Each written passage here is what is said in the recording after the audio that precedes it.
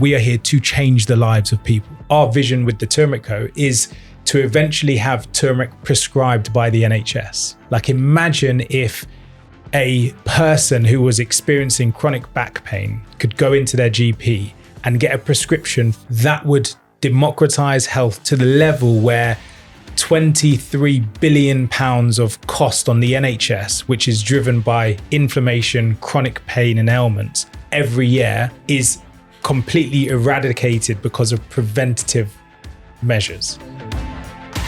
This is the Performance People podcast in partnership with JP Morgan. If you like what you hear or see, please do subscribe. It makes all the difference to us on our channels. Today's guest, Thomas Hal Robson-Kanu. Can't wait to get stuck into a footballing storyline, but also a turmeric storyline, of which you've got plenty to say. And there's a sport to business, business to sport piece with your background and the story you've got to tell. Let's shoot straight to the defining moment bit, because it sort of is the reason for everything that came after. So just tell me what you've picked as your defining moment. Yeah, so defining moment, I would say, in my life was being essentially faced with adversity that there was no solution for. So, you know, as a 17-year-old, I'd gone through 2.5 years of surgery. I had been on a hospital bed, been in and out of treatment rooms. And I was at a point where my career was written off. The physios, doctors at the club, I was at Reading Football Club's academy. They basically turned around to me and said, like, you will live with pain for the rest of your life. The managers, coaching staff at Reading, like they loved me and they thought I had all of the talent, but I simply couldn't get fit. I couldn't shift chronic inflammation and pain in my knee. And you know, at this point, I had ruptured my anterior cruciate ligament twice, 2 reconstructive surgeries. I had patellar tendinopathy. My cartilage was 50% of what it should be.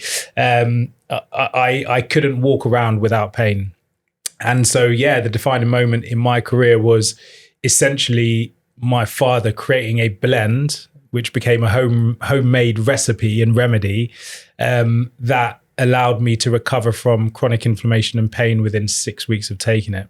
And that happened as a 17-year-old. I was able to get back playing, training, and was ultimately able to then go on and have the career that I had in professional football, completely pain-free. But I should never have had that career.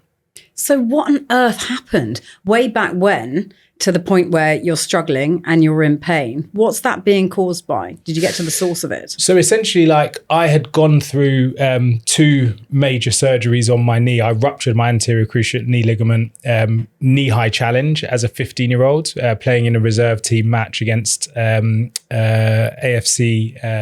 It was Milton Keynes at the time. Oh, yeah. So it was when they obviously transitioned. And yeah, my left knee basically went beyond my right knee. So completely ruptured in half. And obviously had reconstructive surgery because every ligament in my knee was ruptured, and went through 12 months of rehabilitation post-surgery. And in my first game back, the same injury happened. So I went through that sort of 2 years, and because of the trauma that my knee had gone through, like the doctor and the physios and surgeons, they were just like, look, like there's simply just no way you're going to recover. And this wasn't just a footballing thing. This was actually a lifestyle problem. Yeah, exactly. Like I should, you know, there's no way I should be, you know, moving around even now, you know, as a 36-year-old. But essentially, like, it's very normal for a person then to begin to rely on anti-inflammatories and painkillers to sort of offset the pain. Like, you'll never deal with the root cause of the inflammation or the pain. But the defining moment for me was that basically my body had an adverse reaction to these drugs. So I was were prescribed drugs by doctors. Them, yeah. But as a 17-year-old now, unable to shift the pain and inflammation.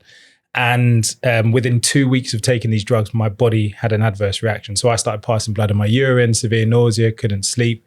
Like, all of these side effects are on the small print and on the back of the label, right? It's drugs. It's so funny that with small prints, isn't it, though? Because you don't really pay it the attention it deserves until you're in a situation like you were in, where then that's a chronic issue. Yeah, precisely. And so, yeah, that basically forced me and my father to look at natural ways to reduce pain, inflammation, and swelling. Like, and they do say like true innovation is born from necessity. Like I was in need. Like my career was written off. I was now, I was 6 months away from, not getting a professional contract. And yeah, like my father, who is a genius when it comes to obviously, fresh raw ingredients, he created this blend for me after the research we did on natural ingredients. And so that blend is unique, so there are shots on the market now as an example, and those shots will contain apple juice or orange juice or water, and the functional ingredients in them are sort of few and far between. Whereas the blend that my father created, which is obviously, now the Turmeric Co as a brand, every ingredient in there is there for a reason. So the whole watermelon is not just the flesh, it's the rind, it's the skin, so now watermelon is being seen and researched as one of nature's most powerful muscle soreness reducers, right? So that's the base of our shots. Then the pineapple because of the bromelain, the pomegranate, the whole ginger root because of the gingerols, and then obviously the whole turmeric root, the active curcuminoids oils within raw turmeric root have been used for millennia, like to reduce pain and inflammation, but it's been anecdotal because we rely on a pharmaceutical drug system, to be healthy. So all of this was like sort of unwinding as a 17-year-old. And yeah, my father created this blend containing all of these raw ingredients, and it changed my life. So how did that actually happen? Are you sat around the kitchen table in complete desperation thinking, well, I'm now like worried about my footballing career. I'm worried about my life and what that's going to look like if I'm going to be in substantial pain for a considerable part of it. How did you start from having this terrible scenario to actually the two of you formulating what's become sort of an incredible shot? Yeah, so we went to the public library. This was nearly 20 years ago. The internet wasn't what it is today, but there was, sources out there in terms of, sort of raw natural Ayurvedic practices, ancient Asian cultures.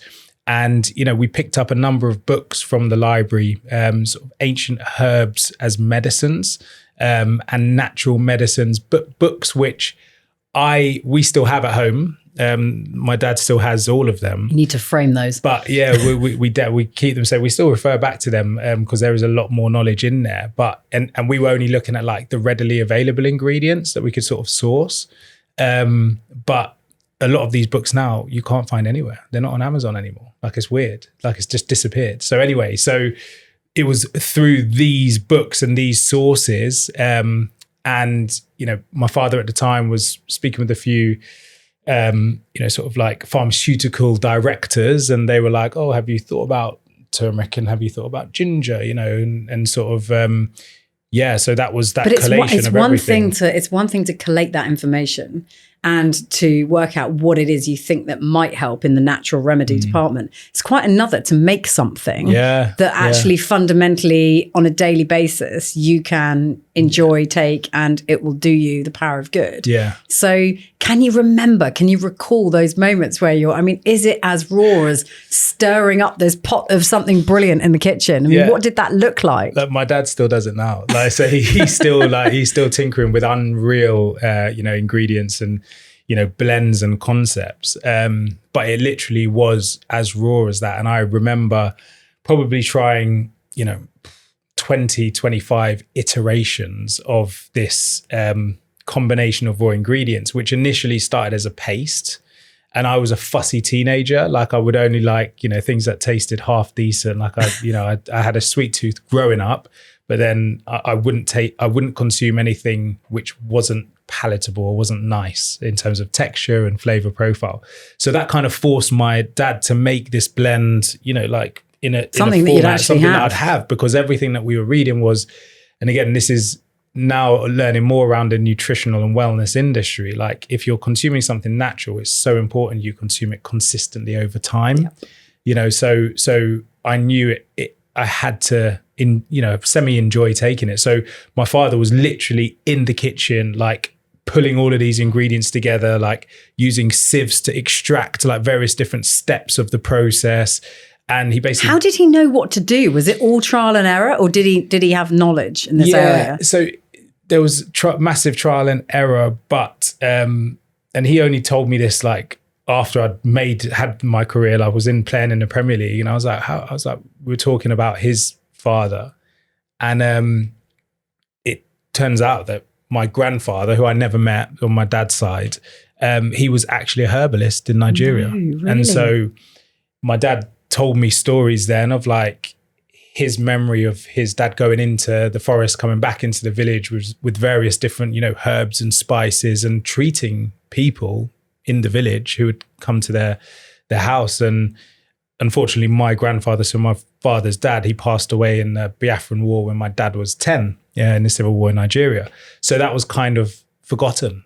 But obviously it was there, and it's come out in this sort of manifestation of, what is the Turmeric Co as a range.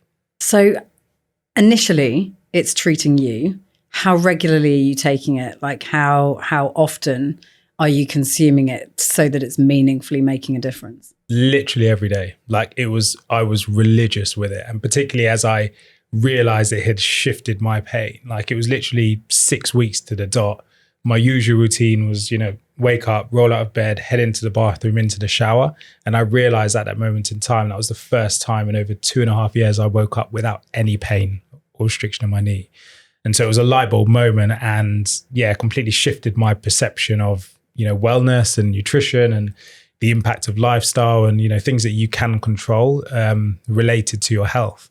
And it's only when you are in a state of chronic pain that you realize how valuable health is in your life.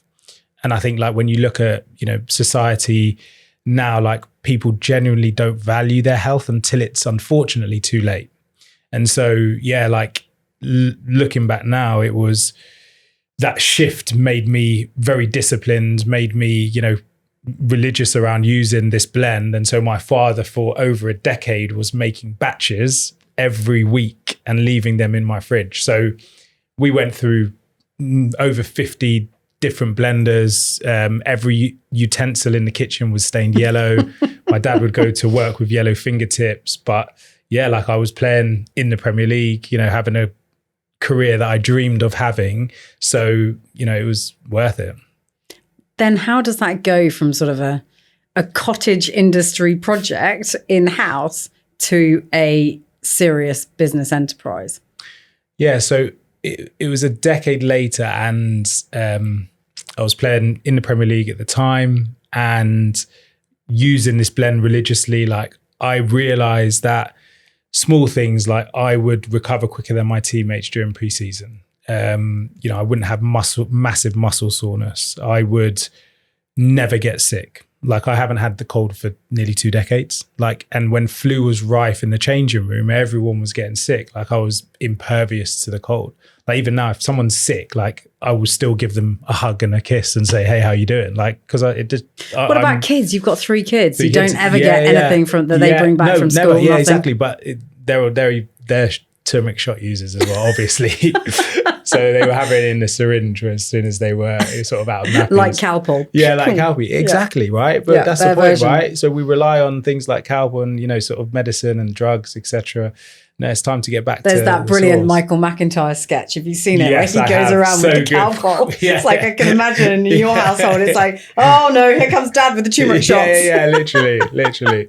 So it was, and we then were prescribing it to friends and family. Like they were reporting similar benefits to what I had.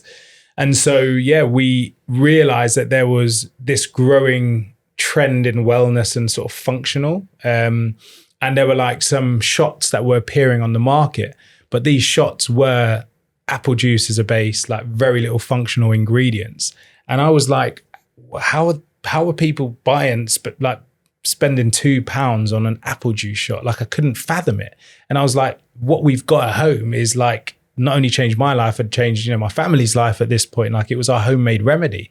And we were like, basically, we kind of felt obliged to bring this product to market because we felt like there were people who were buying these shots on shelf were being duped into like thinking they were being healthy, but actually not getting any benefit.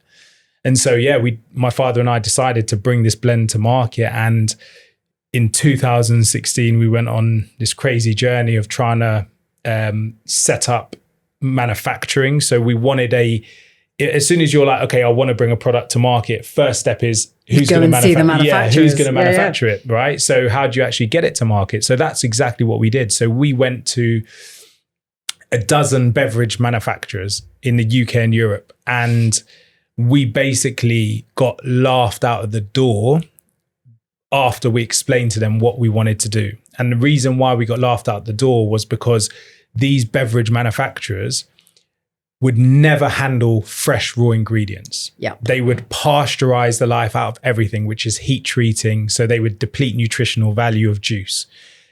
95% of the juice that you would buy on a retail shelf has been pasteurized. And so it is basically sugar and water. There's no fiber content. There's no nutritional value.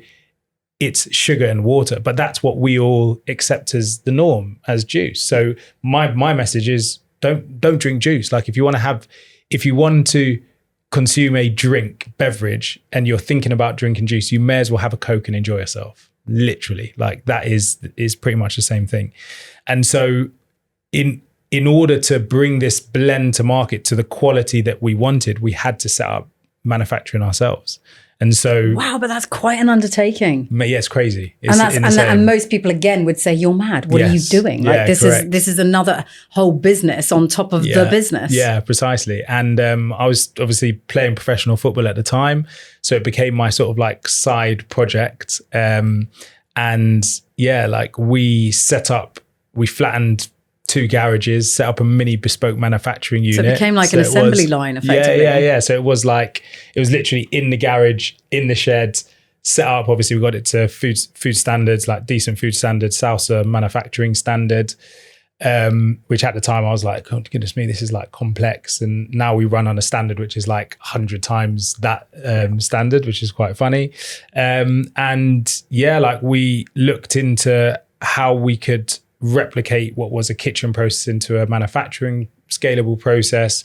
We invested into some of the initial machinery to manage it. And then, we ready to launch in 2018. And it was my dad, brother, uncle, who would do all of the initial runs in the, our mini manufacturing site. And we launched direct to consumer 2018, and within 4 weeks of selling our first product, we received our first life-changing customer testimonial. And so which was basically like chronic fatigue, couldn't get out of bed, really struggled with back pain. Basically came across an ad online, saw that it was me behind the brand, saw my story, ordered it, used it for 4 weeks straight. I think they had 2 a day. And they said it's the first time they've been able to get out of bed for a couple of years. And now we've had over 20,000 of those types of testimonials. And what does that mean to you? You recall that first one, obviously very vividly. What does it mean to you as somebody that this mattered for then and still does now, but to affect the lives of other people? Yeah, like a lot of people, I finished playing football in 2021 and to focus entirely on the business. And a lot of people will say, not many people do it that way around, hey? Yeah, exactly. And I was 31 years of age, so relatively young. It was the best I physically felt in my career, so it was very much a decision to focus on the business. But people will ask me, like, do I miss playing football? And I would miss playing football if I wasn't doing this, because actually receiving that life-changing testimonial, like having people come up to you on the street and saying, I'm a subscriber of your product. Thank you so much for making it. Like, it's incredible. Like, it's so much more humbling and fulfilling and rewarding than even scoring a goal, obviously, scoring a goal in the semi-finals of the Euro quarterfinals. I was going to say against Belgium. Belgium, the winner, but I would say like genuinely, like it is more fulfilling, like having a meaningful impact on people's lives. Yeah, I bet. There's so much that's obviously been so meaningful to you in creating it. To be able to share that is sort of part of it, isn't it? Yeah. Sort of democratizing what you know about precisely. your world. How did you make it shelf stable? So it is chilled. So it's not ambient. So a lot of the products on market are ambient. A lot of products will be in a glass bottle. That means it's been pasteurized. So what we initially, when we launched, it had a 12-day shelf life. Wow. Yeah, so it was crazy. And then we came across this technology called HPP, high pressure processing. And that technology basically puts the finished product in a bottle inside of a water chamber, cold water chamber, and pressurizes it with 6,000 bar of pressure. And so that's the same pressure as the bottom of the ocean, essentially. And so that reduces the microbial activity of the product and extends the shelf life naturally. Not to a massive amount of time. We get, sort of 65 days chilled shelf life. And so as long as it's chilled throughout the life, it will get 65 days. But that comes with challenges, right? In terms of distribution and stockability massive. Retailing and things. Massive. What have you learned about this? It's like just stress thinking about it. Yeah. But what have you learned about this side of business, which, like you say, it's one thing to make it in your kitchen and for it to be helping you. It's quite another to bring it to the masses. Yeah. So like we've had lots of challenges. We face challenges every single day. You have to have a mentality that challenges are genuinely opportunities. Like you have to have that mentality. But in terms of what we did, we went from producing, 0 shots a week to 10,000 shots a week in 2 years, so by 2020, we were producing 10,000 shots every single week, but we hit capacity in this, sort of shed. We couldn't produce anymore. So we basically had to go through this scale up exercise where we had to identify a new site. We eventually found a new site in Cambridgeshire. We then had to commission it. The big focus was on manufacturing standards. So, my intention was BRC AA plus manufacturing. Like that was the benchmark that I wanted. But with that comes levels of control, visibility, and data around a process and operation, which any normal person would think is just unnecessary. But that's what allows manufacturers to produce food safe and at a quality, at scale. So that was the big focus. So it took us about 3 years from hitting capacity to commission our new site in Cambridgeshire. And that was essentially when I decided to finish playing football, because I just needed to focus in on this and the work that from a technical is all about food safety quality. From a technical perspective, like I had to go deep into that and build the team. And so, that was a big focus. But commissioning that site, like it step changed our capacity. Like we could produce massive amounts very rapidly as demand grew. So it unlocked that ability for us to scale and grow. And so, we commissioned that site 2023. And we went on, what is a crazy growth journey from then, expanding into retail, increasing our subscription customer base. But really, like we see ourselves as democratizing health. Like we're making truly functional products available in a convenient format, and there are so many barriers to health, like whether it's, price, whether it's like the convenience of it, whether it's the taste, whether it's the perception. And it's been a wild journey. Like I've seen things that I never thought I would have had access to, like from a marketing perspective, from a product perspective, from a distribution perspective. Like some of the challenges are crazy. And the retail world is as competitive as elite professional football. I was going to say, what are the things that you can draw across from one thing to the other? Because, I mean, like you say, it's a hugely competitive space, but it can be a really frustrating space as well. If, like you say, your focus is on provenance of ingredients, manufacturing being exactly what it should be, trying to get the right price for the consumer. There are many different challenges, aren't there, that come into play. Yeah. What has been the steepest learning curve? Oof, I would say all of the above. It is the steepest learning curve, I would say, is it is a ruthless industry in as much as if you imagine like there is a finite amount of retail shelf space, as an example, right? There's a finite amount of, marketing attention that the consumer can have at any given time. So in order to penetrate that, and in order to begin to win shelf space, in order to begin to build awareness and win attention, you are competing with the biggest brands and businesses in the world. we're sat on shelves next to the likes of Coca-Cola, next to the likes of Lucozade, Pepsi. Like, it's wild, it's insane. But in order to achieve that, you're going to have a unique point of difference, which they cannot deliver. And when you have that unique point of difference, you are then benchmarked against these guys. So your rate of sale is going to be, challenged. Your average selling price is going to be challenged. Your profit is going to be challenged. Like, for the retailer, like, all of these challenges are real challenges. And so one of the things that we've done really well has been like, we are here for a specific reason. Like, we are here to change the lives of people. Like, and I mentioned to you earlier, like, our vision with the Turmeric Co is to eventually have turmeric prescribed by the NHS. Like, imagine if a person who was experiencing chronic back pain could go into their GP and get a prescription for our turmeric shots. And that prescription means that one of our turmeric shots is 1 penny a day, even 10p a day, whatever the prescription price is. That would democratize health to the level where 23 billion pounds of cost on the NHS, which is driven by inflammation, chronic pain and ailments every year, is completely eradicated because of preventative measures.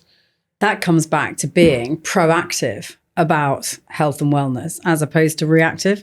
So not waiting for the accident to happen and then having to deal with that issue and treat it, actually managing the problem before it's even become one, right? Yeah. And also a lot of the treatments, which are traditional sort of standard treatments in terms of, the drugs that you would be prescribed for various ailments, are actually indicators that you will have a future ailment because of the medication, not because of the ailment. So it is crazy. So if you can actually... Are there any scenarios where you can't have it? Are there any issues where you can't be taking regular turmeric? In terms of like ailments and general health, like, it is a natural ingredient, right? So, and it has been used for millennia.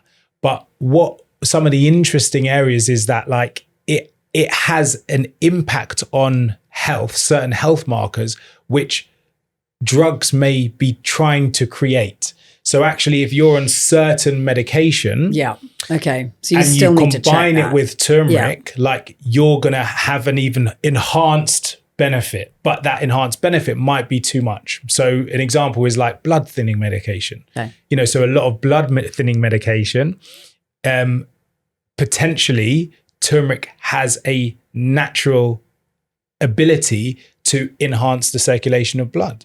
So in that instance, like, you don't necessarily want to pair it with blood thinning medication, but actually I would say you want to replace it because there are no side effects of turmeric. Whereas warfarin, as an example, or lots of these other drugs, there are numerous side effects. Comes back to education though, doesn't it? Yeah, precisely. So you see that as something that you can champion. Yeah, massively. And so, we are in the process of basically taking our healthcare plan and strategy to government. Like, my intention is to engage government, and we are serious about moving a significant amount of our healthcare system from a treatment-based healthcare system to a preventative-based healthcare system. And if we do that, like, we're going to help a lot of people and enhance their lives and support people who, as I said, live with ailments, live with pain, and just accept it. You're speaking my language.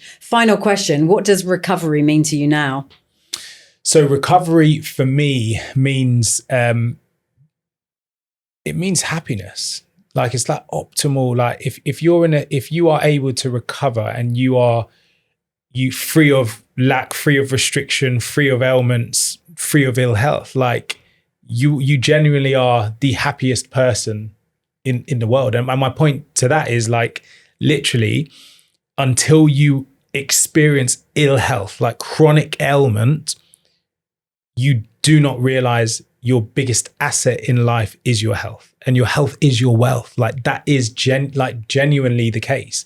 But because we are, we have bills to pay, we have, family to care for. Like we have aspirations in what we're trying to do from a professional perspective. Like we get caught up in the world, and a lot of the time health becomes a trailing thought. We compromise for society. Yeah, correct. And actually it should be the leading thought. But the reality is that it's so hard to prioritize health because it isn't democratized. There are hurdles to being healthy, and big hurdle is education. Why isn't natural nutrition taught in schools? Why do we accept that ultra processed foods? Why do we accept that, fast foods are the norm? Like we've allowed fast food companies to market directly to children. Why? What? Explain to me a world where we have accepted that a fast food chain can have a clown as their leading profile. Like that, like you associate a clown with happiness and fun, but you don't associate a clown with, chronic ailments, chronic disease, obesity, because you're consuming too much of it. So all of that needs to be unwound. And so as and when it is unwound and health is democratized, like we'll be in a very different state as a society. Thomas for Prime Minister. That's what I'm saying. I'm going to leave it there. You decide what you want to do with that, but I'm going to leave it there. Thank you so much. It's been brilliant chatting to you about it. No, thank you so much.